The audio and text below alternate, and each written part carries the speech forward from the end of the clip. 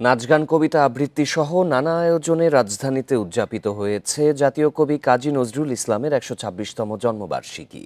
এই উপলক্ষে শিল্পকলা একাডেমিতে সংস্কৃতি বিষয়ক মন্ত্রণালয়ের পৃষ্ঠপোষকতায় আয়োজন করা হয় নজরুল জয়ন্তী। প্রেম ও বিদ্রোহের কবি কাজী নজরুল ইসলাম তার ১২৬তম জন্মবার্ষিকী উপলক্ষ করে ২৪ ও ২৫শে মে ২ দিনব্যাপী নজরুল জয়ন্তী উৎসব আয়োজন করে শিল্পকলা একাডেমি।